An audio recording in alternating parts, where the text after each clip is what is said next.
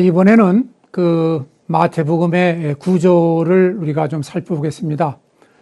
이 구조를 제가 일일이 다 하나하나 설명하려는 데서 이렇게 만든 것이 아니고요. 이 조금 전에도 설명해 드렸지만 마태복음이 1장부터 28장까지 가면서 뭔가 나름대로 변화가 있다고 하는 것을 보여주었지 않습니까? 선교 대상이 유대인에서 이방인으로, 그리고 마지막에는 모든 이방인, 모든 사람에게로 이렇게 변해가는 것을 볼 수가 있었지 않습니까? 마찬가지로 마태복음의 이 구절을 살펴보게 되면 마태복음에서 말하고자 하는 바가 무엇인지를 알 수가 있습니다. 사실 우리는 이 성경을 읽을 때 여기 어떤 얘기 하나, 예를 들면 무슨 동방박사가 예수님의 탄생을 축하하기 위해서 왔다 하는 그 얘기 하나를 이렇게 감동적으로 받아들이고 읽으면 됐다 생각하는 경향이 있어요. 그런데 이게 그러한 많은 사건들에 대한 기록들이 모여 있는 게 이 마태복음이지 않습니까? 그 전체가 또 겨냥하고 있는 그러한 하나의 흐름이 있습니다. 이렇게 변화가 있습니다. 예. 그것이 마태복음을 기록한 그 기록자의 하나의 그 의도지요. 그걸 우리가 또 읽을 수 있으면 훨씬 더 마태복음을 재미있게 읽을 수 있다는 것입니다. 네. 그래서 여기 말씀드린 대로 이야기의 그 흐름을 깨닫는 것이 중요하다. 그래서 흐름은 아까도 약간 말씀드렸지만 유대 나라 이스라엘에 우선적으로 주어진 구원의 약속이, 즉 이스라엘 중심적 그런 사상이 이방인에게로 이제 가게 된다 하는 것. 그리고 사실은 여기에서 뭘 또 말하냐면 그 예수님의 죽음이라고 하는 것은 이스라엘의 책입니다. 이스라엘이 예수님이 그토록 훌륭한 일을 행하시고 그토록 훌륭한 말씀을 가르치시고 정말 귀신을 쫓아내고 병을 고치시고 잘못하신 일이 뭐가 있습니까? 정말 너무너무 잘한 것만 많은 분이 예수님인데 그 예수님, 그 훌륭한 예언자, 그 메시아, 메시아 이전에 예언자라고 한다 하더라도 그 교사를 유대인들이 죽였지 않습니까? 죽였기 때문에 결과적으로 이 이스라엘 민족은 이제 소위 말하면 그 로마 군대에 의해서 멸망당하게 되고, 그리고 이제 선교의 대상은 결과적으로 이방인에게로 가게 된다 하는 것을 바뀌게 된다는 것을 보여주는 것이 이 구조 속에서도, 마태복음의 구조 속에서도 나타난다는 겁니다. 그래서 여기 보시면 제가 지적하는 것만 보시는데, 여기 이제 일단 1장 1절에서 4장 22절 부분은 공생의 이전의 예수님인데, 거기 보면 2장 1절에서 12절에 보게 되면 동방박사들이 오잖아요. 예. 그 유대인 중심의 그런 그 문화인데, 거기에 보면 동방박사들이 와서 예수님의 탄생을 기뻐한단 말이에요. 이게 벌써 유대인들의 세계에 이방인들이 들어오는 그런 모습이잖아요. 그죠? 여기서 벌써 이방인들의 칭찬받을 만한 일들이 나타난단 말이에요. 벌써 이게, 뭔가 이제 유대 나라 중심에서 유대인 중심에 이방 중심으로 가는구나. 뭔가 이방인들이 이제 점점 하나님의 관심의 대상이고 구원의 대상이구나 하는 것을 느끼게 만들잖아요. 그죠? 그 다음에 또 예수님이 4장 12절, 17절에 보면 이방인들 지옥으로 가시잖아요. 예? 예. 유대인들도 돌보기 바쁜 상황인데 예수님께서 4장 12절에서 보게 되면 이방인들 지옥으로 가신단 말이에요. 그 보면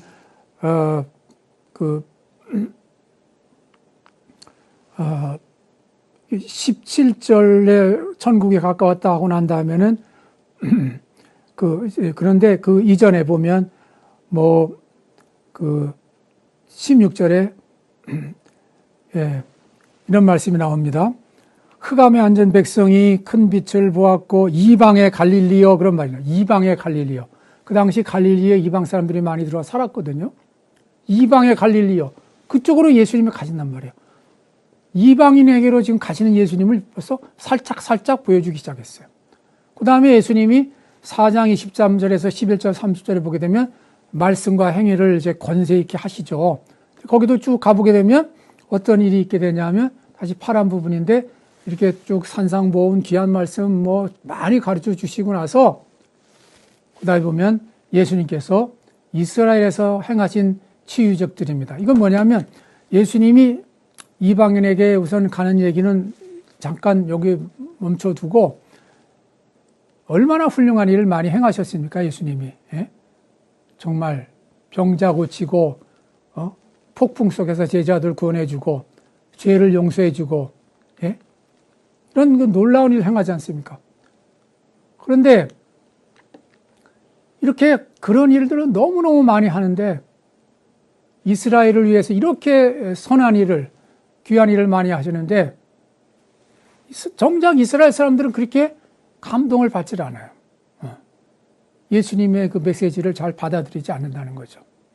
여기에 이제 어려움이 있는 겁니다. 여기 딜레마가 있는 거죠. 그러다가 아까 말씀드린 대로 예수님께서 이제 제자들에게 하신 말씀들이 특별히 9장 36절에서 11장 1절에 나오는데 밑에 보면 이스라엘의 제자들을 보내시죠. 뭐 아직도 이제 이스라엘 우선 더 구원하시려는 그런 마음이 있으니까. 그래서 보내십니다.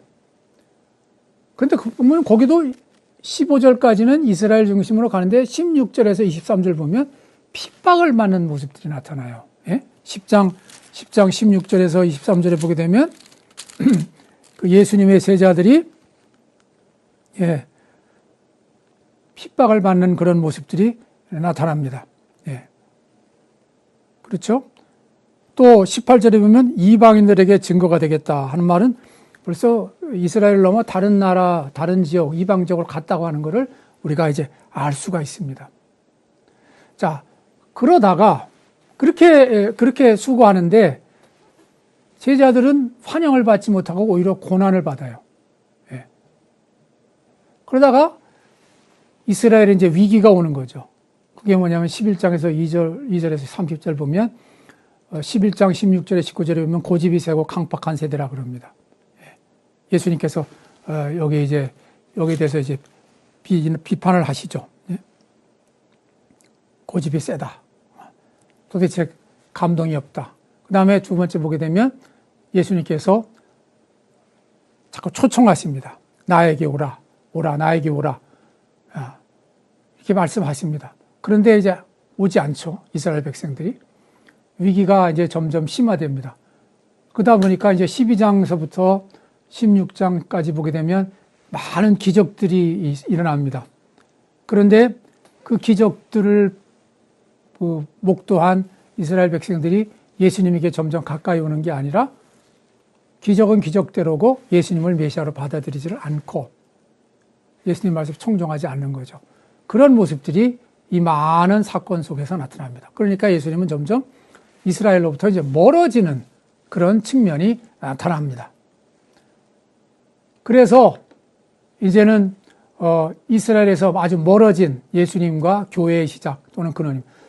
사실 여기 어려움의 문제가 있는데 예수님은 점점 자기의 훌륭한 일에도 불구하고 자기를 받아들이지 않는 이스라엘로부터 멀어지시고 그러다가 마지막에는 이제 십자가에 달리는 그런 길로 이제 가게 될 수밖에 없는데 물론 그것을 통해서 교회가 생기게 되죠. 예수님이 십자가 달리시고 부활을 통해서 교회가 생기지만은 이렇게 역사가 흘러가는 이 모습에서는 이스라엘과 예수님과의 관계라고 하는 측면으로 보게 되면은 이스라엘은 예수님을 잘 받아들이지 않고 성종하지 않는다는 거죠. 여기에 이제 어려움이 있는 겁니다. 그러다가 결과적으로 예수님은 순환의 길을 이제 가시게 되죠. 환영받는 길이 환영의 길이 아니라 순환의 길을 가시는 것. 물론 결과적으로는 새로운 이스라엘 교회가 이제 만들어지는 거죠. 그래서 여기 마지막 부분에 보게 되면 이스라엘이 심판받는 거죠. 예루살렘아 예루살렘아 내가 암탉이 자기 병아리를 자기 그 날개 아래 모으려 하듯이 너희를 모으려고 한 적이 몇 번이냐. 그러나 너희는 듣지 아니하였도다. 너희 암탉이 그 새끼를 그렇게 간절하게 자기 그 날개 밑에 이렇게 숨겨서 매나 누가 뭐 독수리 같은 것이 공격해도 안전할 수 있게 그렇게 감싸고 하는데 너희들은 왜 내 말을 듣지 않고 그러느냐 하는 안타까움이 여기 있는 것이죠. 이렇게 점점 그 이스라엘의 잘못된 태도가 나타납니다. 그러다가 마지막 때에 대한 어떤 교훈들이 나타나는 거죠. 이제는 종말이 다가오고 이제는 정말 조심해야 된다는 거죠. 여기는 이제 교회에 대한 어떤 그 교회가 똑바로 해야 될 것을 가르치는 그런 말씀도 여기에 특별히 강조되어 나오고 있습니다. 그리고 이제 그렇게 해서 예수님이 죽임을 당하시지만 그것을 끝내지 않고 예수님은 순환 뒤에 부활하십니다. 부활하시고 그런 사건들이 쭉 있죠. 여기 보면 체포당하시고 고난당하시고 그 다음에 십자가에 달려 죽으시고 그리고 부활하시고 그 다음에 다시 나타나셔서 선교 명령을 내리시고 마지막에는 모든 민족들을 제자 삼고 세례 베풀어서 새로운 이스라엘을 교회를 만들 것을 여기서 명령하십니다. 이렇게 간다는 거죠. 그러니까 이러한 흐름 속에서 이스라엘과 예수님과의 관계를 살펴보게 되면 안타깝게도 이스라엘이 예수님을 이렇게 적극적으로 받아들이지 않았다는 것, 그것이 결과적으로는 그런 결과를 낳았다는 것을 보여준다는 거죠. 자, 그 다음에 이제 마태복음의 주요 부분을 설명해 들어가겠습니다. 이 공생에 나서기 전에 예수님 모습이 이제 4장까지 나오는데요. 여러분이 들으셔서 잘 아시는 부분들일 거예요. 예. 그런 부분들은 한 번 더 들으시고 제가 조금 더 새로운 메시지를 거기다가 추가할 테니까 그거를 귀하게 또 받으시면 좋겠습니다. 그런 그 족보인데 예수님 족보에 보면 그 4명의 여인이 나오는데 2명은 이방인이거나 행실이 옳지 못한 사람들이죠. 그죠? 예. 이러한 사람들이 그러니까 이방인이거나 행실이 옳지 못한 여성이는 그리고 또 그렇죠. 그래서 이방인과 행실 못한 이런 사람들이 있는데 이 두 그룹이 있는데 근데 그 이방인이 거기 들어가 있다고 하는 것은 결과적으로 이제 그 예수님이 그러한 족보 쪽에서 태어났다고 하는 것은 뭐냐면 예수님은 이제 장차 이스라엘을 넘어서 이방인들까지도 구원하시는 그런 분이시다 하는 것을 여기서 벌써 이제 가르쳐 주고 있는 것이죠. 여기서 벌써 예언하고 있는 거죠. 예. 그 다음에, 이 동방박사 경배의 이 얘기는 참 여러분이 어떻게 보시는지 모르겠습니다. 동방박사 얘기하면 성탄절에 기쁜 그 성탄 축하의 모습을 보여주는 아주 대표적인 인물들로 생각하고 그런 연극이나 성극을 우리가 생각하는데요. 그것은 그대로 받아들이고 그 배면의 하나의 큰 메시지는 뭐냐면 뭐죠? 유대인의 왕이 태어났는데 왜 유대인의 박사들이 와서 그 경배를 드리지 않고 이방 박사들이 와서 경배를 합니까? 그건 뭐냐면 예수님의 탄생은 유대인들에게도 기쁨이 되겠지만 이방인들에게도 기쁨이 되는 그러한 사건이라는 걸 말하는 거죠. 예. 그 다음에 또 그 태어나신 다음에 금방 또 살해 위협을 받잖아요. 그래서 이집트로 피난을 가실 수밖에 없잖아요. 그것도 뭘 말합니까? 예수님은 이제 하나님의 아들이시잖아요. 그런 귀한 분으로 태어나시는데 유대민족이나 이 세상에 의해서 보호받지 못하고 오히려 죽음의 그 칼날을 피해야만 하는 그런 위협 속에 있어야만 하는 그런 참 안타까운 그런 모습을 보여주지 않습니까? 그게 뭘 말합니까? 예수님은 고난을 겪게 될 거다. 고난을 겪게 되는 분이다 하는 것을 이제 애굽으로 가는 그 사건을 통해서 메시지를 주고 있는 거죠. 예. 예수님은 고난받는 분이다. 고난받는 메시아라는 거죠. 그 다음에 또 예수님은 그 세례를 받으시잖아요. 근데 그 세례를 세례 요한으로부터 받죠. 그래서 참 세례 요한과 이제 하나가 되는데요. 근데 여기서 우리가 세례 요한한테 세례받는 여러 가지 메시지 의미가 있는데 그 중에 하나는 뭐냐면은 예수님과 세례 요한이 이제 하나가 되는 겁니다. 그때 연대하는 거죠. 연대. 이렇게 소위 솔리다리티를 갖는다는 거죠. 그러니까 예수님의 메시지나 세례 요한의 메시지나 똑같아요. 똑같이 회개하라 천국이 가까웠느니라. 예수님도 회개하라 천국이 가까워. 메시지가 똑같아요. 예, 세례 요한과 예수님은 같이 연대해서 하나님의 나라의 일을 하는 거죠. 예, 그걸 우리가 이 세례 사건을 통해서도 확인하는 거예요. 예수님 세례받았다는 건 여러 가지 의미가 있지만 그 중에 하나가 그런 연대했다고 하는 것을 우리가 배우는 거다. 예, 그걸 서로 높이죠. 예수님은 세례 요한은 예수님은 아주 놀라운 하나님의 아들이라는 걸 또 높이죠. 자, 그걸 볼 수 있습니다. 아름다운 모습을 보죠. 그 다음에 이렇게 서로 하나가 되는 모습을 보여주고 있습니다. 그래서 세례 요한도 하나님의 나라의 일을 하고 하나님의 뜻을 위해서 일하고 예수님도 하나님의 나라와 하나님의 뜻을 위해서 일한다고 하는 것을 여기서 보여주고 있습니다. 그 다음에 예수님은 또 시험을 받으시잖아요. 그죠? 여기 보면 시험 받으실 때 그 사탄을 이렇게 쫓아내는 모습을 보여주는데, 돌로 떡을 만들거나, 그 다음에, 성전에서 뛰어내리라고 하는 유혹을 받거나, 또 높은 곳에 데려가서 나에게 경배하면 세상 모든 걸 다 주겠다고 하는 이런 그 세 가지 시험이 있는데, 이것을 통해서 우리가 받아야 될 메시지가 뭘까요? 예수님은 시험을 이기셨다. 또 어떤 사람은 인간은 돌로 떡을 만드는 것처럼 늘 먹는 문제 때문에 고민을 해야 된다. 그 다음에 또 때로는 뭔가 자기의 어떤 놀라움을 보여주고 싶어 하는 그런 욕망에 사로잡힌다. 때로는 정말 악마와 타협해서라도 뭔가 세상을 정말 자기 손에 넣고 싶어 하고 권세를 가지고 싶어 한다. 그렇게도 해석되지만, 그러나 중요한 메시지를 놓치시면 안 됩니다. 그게 뭐냐면, 예수님은 하나님의 말씀에 순종하는 거예요. 그런 세 가지 시험 속에서도 그 말씀을 외치시잖아요. 그러면서 하나님께 완전히 순종하는 겁니다. 그러니까 예수님은 그런 시험을 받을 때 그냥 일시적이지만 사탄과 같이 함으로써 하나님의 뜻을 버릴 수 있지만, 하나님의 뜻을 저버릴 수 있지만, 그런 순간에도 하나님께 완전히 순종한다고 하는 것, 그런 순종을 통해서 마귀를 쫓는다고 하는 것을 보여주는 겁니다. 그러니까 시험 사건의 중요한 의미 중에 하나는 순종입니다. 철저한 순종. 예. 그렇죠?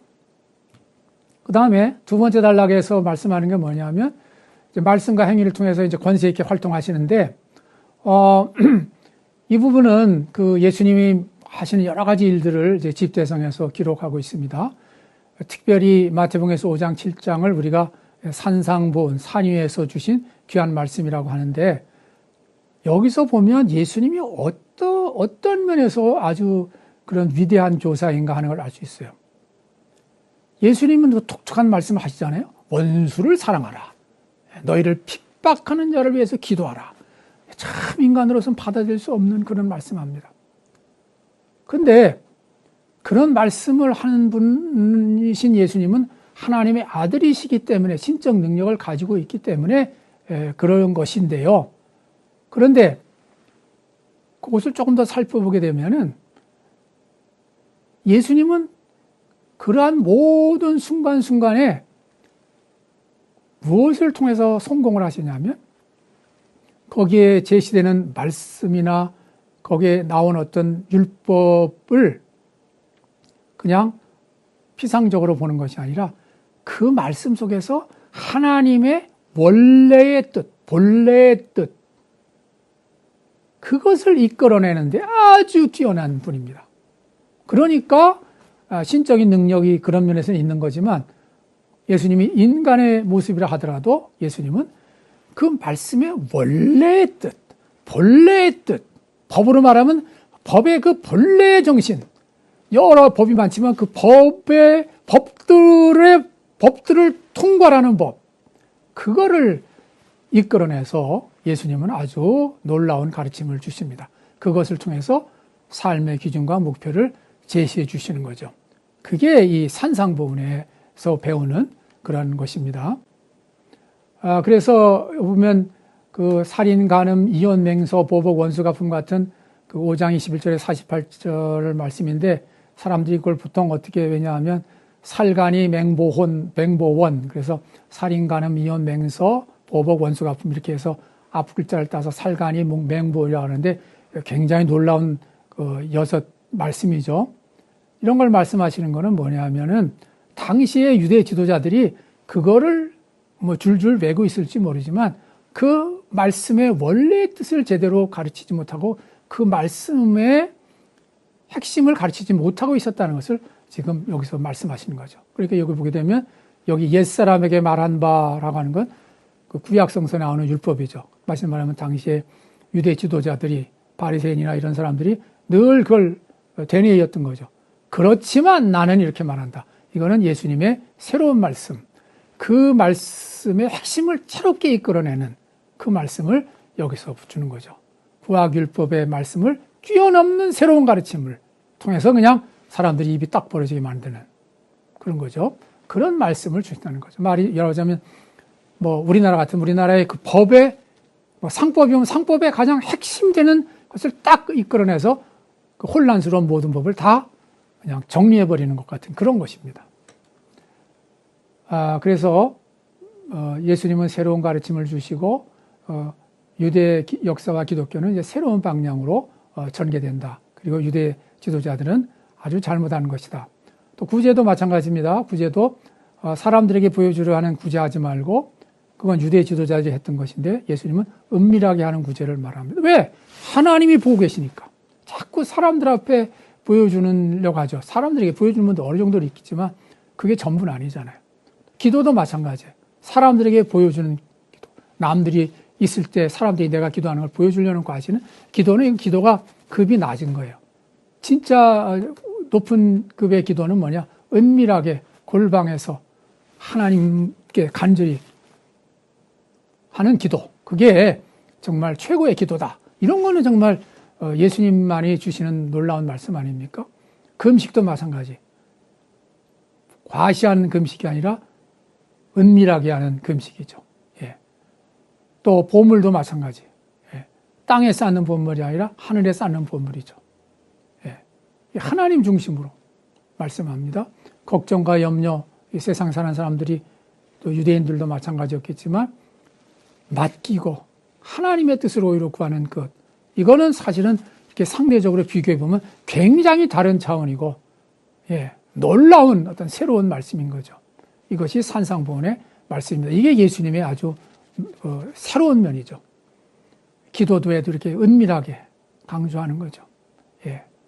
물론 소리내서 기도하고 간절히 하고 부르짖어 기도하고 손들고 기도하고 외쳐서 기도하지만 그 기도도 하지만 은밀한 기도가 늘 수반되어야 되고 그것이 강조되는 겁니다.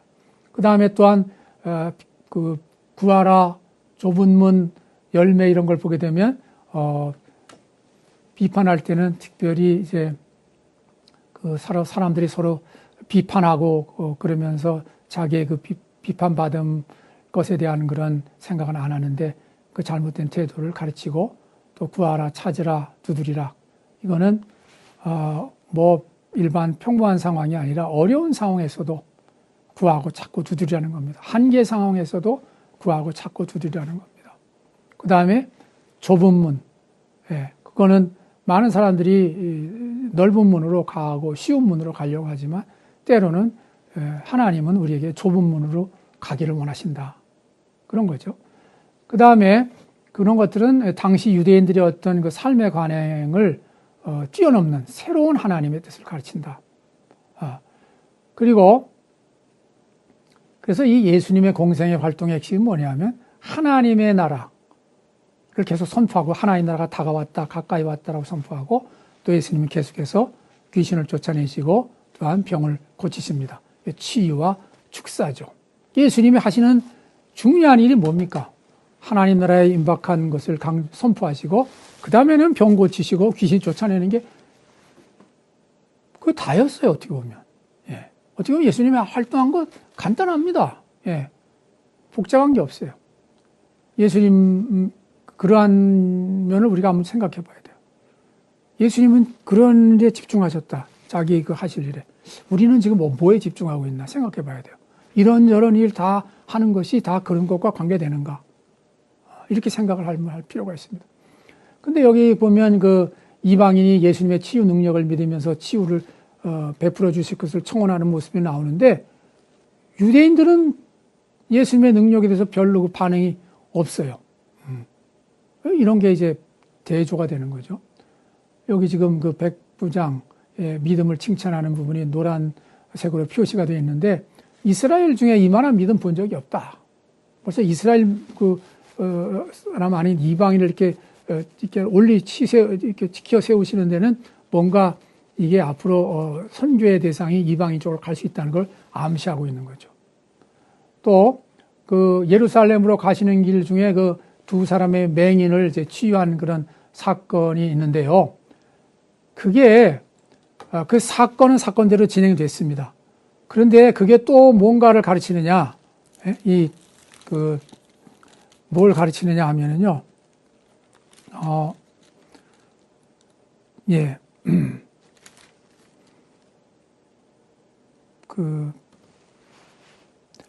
뭔가 유대인들이 거기서 좀 배울 것을 지금 가르치고 강조하고 있는 거죠. 그러니까 오히려 이방인들은 그 예수님의 능력에 놀라고 또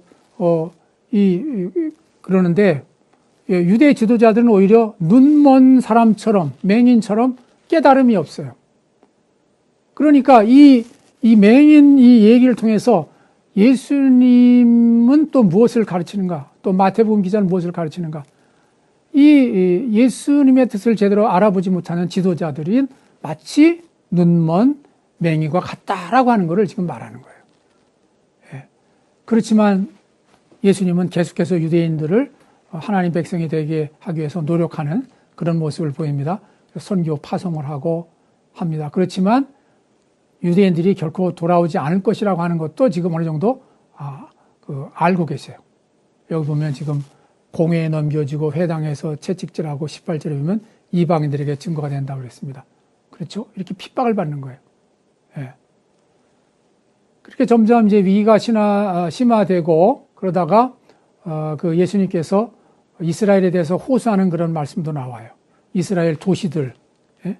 구체적으로 20장 24절에 보게 되면은 그 이스라엘 도시를 딱 찝어서 말씀하죠. 예를 들면 고라시나 벳세다야 두로와 시돈에서 행했다면 그들은 벌써 다 죄쓰고 벌써 회개할 텐데 너희들은 왜 안 하느냐 이런 것도 나오지 않습니까? 그러니까 예수님은 최선을 다했지만 유대인과 대표자들은 특별히 받아들이지 않을 것이다. 그래서 결과적으로 책임은 그들에게 돌아가게 된다는 걸 말씀하고 있다는 거죠. 그러다가 이제 12장 1절에서 16절, 12절 보게 되면 기적과 논쟁 기사가 여기에 많이 나옵니다. 이제 이러한 것을 통해서 예수님은 이스라엘로부터 결과적으로 멀어지게 돼요. 사실은 예수님이 멀어진 게 아니라 이스라엘이 멀어진 거죠. 이스라엘이 예수님으로부터 멀어지는 거죠. 점점 유대 지도자들은 갈수록 예수님에 대해서 점점 적대적이 되고 그래서 점점 유대 나라는 하나님의 그 약속에서부터 점점 멀어져 가지고 가는 모습을 보여주는 것이 이 마태복음이 진행되면서 나타나는 양상이라는 거죠. 예. 그래서 계속 예수님의 예수님께 바리새인이나 이런 사람들은 이제 자꾸 도전을 하죠. 예. 그래서 예수님이 손 마른 사람을 고치셨을 때 그걸 좋게 받아들이지 않고 어떻게 합니까? 오히려 죽일까, 어떻게 죽이나, 그걸 의논하며 벌써 증오심으로 가득 찼어요. 눈이 멀었어요. 예수님을 정말 새롭게 바라보고, 자기들이 회개하고 예수님의 뜻과 말씀을 따르려고 하는 그런 자세가 아니라 예수님은 유대교 지도자도 아니고 그 아래에 해당하는 존재처럼 생각하면서 무시하는 거죠. 죽이려고 해요. 없애려고 해요. 뭔가 자기들에게 걸림돌이 된다고 생각하는 거예요. 예. 그래서 예를 들면 바알세불하고 같이 이렇게 결탁을 해서 활동하는 분이라고 막 최대한도로 모욕을 하죠. 또 그렇게 했을 때 예수님은 그러한 도전과 그런 모습들을 거부하시고, 예. 그들의 더 이상 자기를 흔들려고 하는 것을 거부하시고 자기의 길을 줄기차게 가시는 모습을 보여줍니다. 여기 보시면 여기 병자를 고치시고 귀신을 쫓아내시는 예수님의 모습을 볼 수 있는데 얼마나 훌륭합니까? 예. 참 우리 성경에 많은 사건이 나오지만 우리에게는 그 한 사건이 귀중하죠. 그 한 사건이 나에게 일어났으면, 그 중에 한 사건만 나에게 일어났으면 얼마나 좋겠나 하는 그런 마음을 갖잖아요. 그죠? 여기 수백 가지가 있다 하더라도. 그죠? 근데 예수님은 그 사람들의 아픔과 그 질병과 그 고통에 함께 하시고 그것을 고쳐주기 주고 싶어 하시는 분이 예수님이다 하는 것을 이 마태복음을 통해서 우리가 또한 배우는 것입니다. 그런데 바리새인이나 유대교 지도자들은 반대예요. 예수님의 저런 좋은 그 모습들을, 행동을 보고 감탄하고 존경하지 않고 오히려 자꾸 시비를 걸고 예수님의 그런 말씀과 행위에 대해서 자꾸 시비를 거는 거예요. 이게 결과적으로는 이스라엘의 이제 심판을 가져하는, 심판을 자초하는 자초하게 되는 것이죠. 그래서 여기 보게 되면 예수님의 말씀 중에 상당히 강한 표현인데, 독사의 자식들아 너희가 어떻게 그렇게 악할 수가 있느냐. 그리고 너희가 그렇게 악하니까 어떻게 선한 말을 하겠느냐. 그러면서 너희가 심판날에 신문을 받을 것이다. 이렇게 말합니다. 그리고 뭐라 그러냐면 예수님은 또 일반적인 절연 관계를 떠나서 아버지의 뜻대로 행하는 사람이, 그 사람이 참된 가족이다 라고 말합니다. 그렇죠? 그리고 참된 하나님의 백성은 유대인이라고 하는 혈통을 넘어서 하나님의 뜻대로 행하는 백성, 믿는 이방인, 참된 기독교인이라고 선언하는 거죠. 그래서 이제 교회가 세워지고 새로운 하나님의 백성이 출현하게 된다고 하는 것을 선언하게 되는 겁니다. 그리고 이제 여러 가지 귀한 말씀을 많이 가르쳐 주시는, 특별히 하나님 나라의 그 엄청난 가치를 여러 가지 비유의 말씀을 통해서 가르쳐 주시고, 또한 동시에 그것을 받지 못했을 때의 심판, 그 끔찍한 심판에 대해서도, 그 성격에 대해서도 가르치십니다. 그런데 바리새인과 서기관들은 계속해서 예수님 앞에 무릎 꿇을 생각은 안 하고 표적을 구해요. 또 새로운 표적, 표적에 대한 욕망이 끊임이 없어요. 예수님 더 이상 나는 이제 표적을 보이지 않는다 하고, 여기 믿음 없는 세대라고 그랬는데, 악하고 음란한 세대라는 건 윤리적으로 악화나간 것도 어느 정도 있겠습니다만, 사실은 그 하나님 앞에 악하고 음란한 세대는 믿음 없는 세대를 특별히 강조하는 말씀이 되겠죠. 그리고 바리새인들의 전통이 잘못되어 있고, 또 바리새인들과 사두개인들의 누룩을 조심해라 해서 이 말씀드렸지만, 율법은 공격하지 않지만 율법을 관장하고 있는 그런 지도자들의 잘못된 모습은 상당히 강력하게 지적하시고 그들의 그 사악함을 폭로하시죠. 그러니까 점점 그들은 더 예수님을 어떻게 죽일까 생각하게 되고, 예수님의 죽음에 앞서 세례 요한이 그 순환의 길, 죽음의 길을 가게 되는 것을 우리가 14장에서 예고의 말씀으로 듣게 됩니다. 14장에서 거기에서 14장에서 죽임을 당하죠.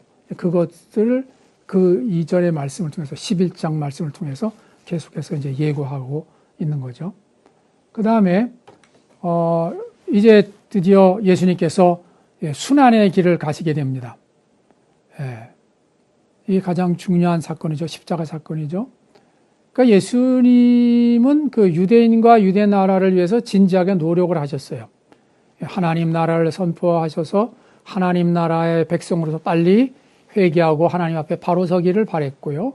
또한 치유와 축사를 하심으로써 이들이 병에서 자유로워지고 귀신에서 자유로워져서 이제 또 하나님의 백성으로서 자세를 갖추게 하려고 그렇게 구원하셨죠. 그렇게 해서 지금 하나님 나라가 다가올 때 거기에 온전하게 설 수 있도록 지금 열심히 그렇게 활동을 하셨어요. 그렇지만 백성들은 그렇게 돌아왔지만 유대교 지도자들은 거부합니다. 받아들이지 않죠. 그리고 오히려 예수님을 죽이려고 하는 거죠. 이게 이제 이 계속해서 흘러가는 하나의 흐름이죠. 자, 보겠습니다. 유대인들은 이러한 거부로 인해서 새로운 하나님의 나라가 세워지게 됨을 이제 선언합니다. 그죠? 유대인들이 이렇게 거부함으로써 새로운 하나님 나라가 세워지게 됩니다. 여기 있지 않습니까? 예수님을 그리스도시요 살아계신 하나님의 아들로 완전하게 고백하는 신앙 고백 위에 세워지는 새로운 하나님 나라. 그게 뭡니까? 그게 교회죠. 교회라는 그런 것이다. 새로운 하나님의 나라다. 이제는 유대 문화, 유대 종교에 의해서 그 새로운 하나님 나라의 백성이 되는 게 아니고 하나님의 아들로 예수님을 하나님의 아들로 고백하는 그 신앙, 그 고백만 있으면 누구나 다 새로운 하나님 나라의 백성이 된다 하는 것이 여기서 강조하는 바죠. 그래서 새로운 구원의 방식이 전개되는 것이죠. 주어지는 것이죠. 그래서 이 조나산 사건의 핵심을 보게 되면 우리 그 변화산 사건 하면 이제 그 놀라운 사건 아닙니까? 그죠? 그 예수님이 변화되시잖아요. 그리고 그 하늘에서 음성이 들리고 그러지 않습니까? 대개 보면 이제 말씀을 이걸 보게 되면 저도 이러면서 야 놀랍다, 야 엄청나다, 야 이걸 내 눈으로 봤다면 이게 얼마나 신비한 사건인가, 이야 정말 희한하다. 이렇게 이제 그런 느낌을 강하게 받습니다. 근데요, 그건 그 느낌대로 좋고요. 그런데 이걸 조금 더 그러한 사건을 통해서 주시는 메시지가 무언가라고 하는 것도 우리가 또 알아야 되지 않겠습니까? 그걸로 우리가 놓치면 안 됩니다. 놀라운 이 사건, 넘어가는 그 메시지. 여기 보면 얼굴이 해같이 빛나고 옷이 빛과 같이 휘어지고 그 다음에 죽었던 모세, 엘리야가 예수님과 말을 하고 그러죠. 그 다음에 막 빛난 구름이 그들 셋을 탁 덮은 다음에 구름 속에서 소리가 나가지고 내 사랑하는 아들이요 내 기뻐하는 자다 너희는 그의 말을 들으라. 제자들이 지금 듣고 있는 거잖아요. 제자들이 막 놀래가지고 막 이 거룩의 어떤 신비 속에서 지금 신비를 느끼면서 지금 떨고 있는 거 아닙니까? 그런데 예수님께서 오셔서 그들을 이제 손 떼시면서 두려워하지 말라 그러죠. 근데 이게 뭘 말할까요, 여러분? 여러 가지 있지만 여기 중요한 걸 지금 모아놨습니다. 뭐냐? 모세나 엘리야도 이스라엘의 구원 역사에서 매우 중요한 인물입니다. 모세가 얼마나 중요합니까? 이스라엘 백성을 그 출애굽의 사건을 통해서 그 이집트의 바로의 그 압제에서 이렇게 벗어나게 했지 않습니까?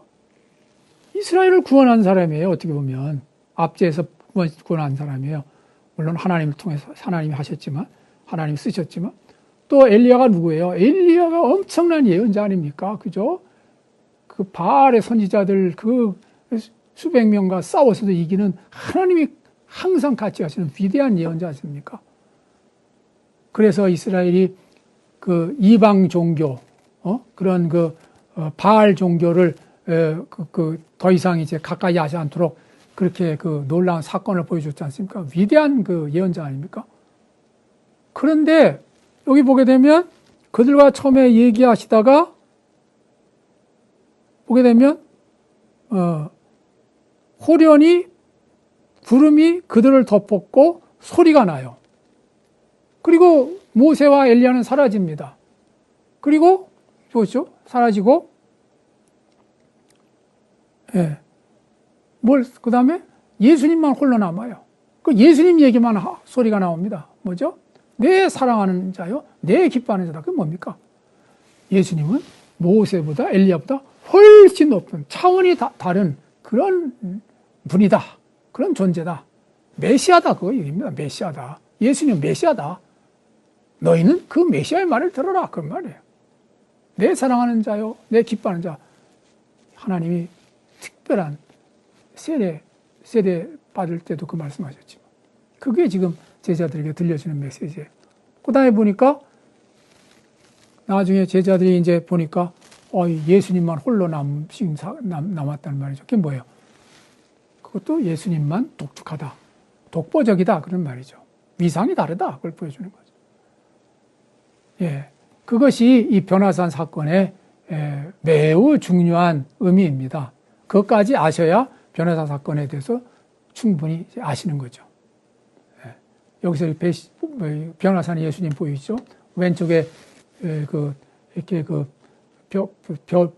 돌판에 십계명을 이렇게 받고 있는, 받아서 이렇게 보여주고 있는 그 모세의 모습이 보여지고, 이쪽에는 이렇게 엘리야가 예수님 쪽을 향해서 뭔가 말하고 있는 것을 보여줍니다. 이 밑에 있는 제자들이 지금 엄청나게 지금 놀라고 막 눈을 이렇게 가리고 하는 걸 보죠.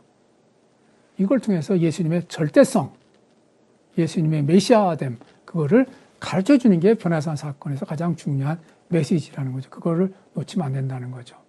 예. 그러면 거기까지 하고 조금 더 쉬었다가 계속 하겠습니다.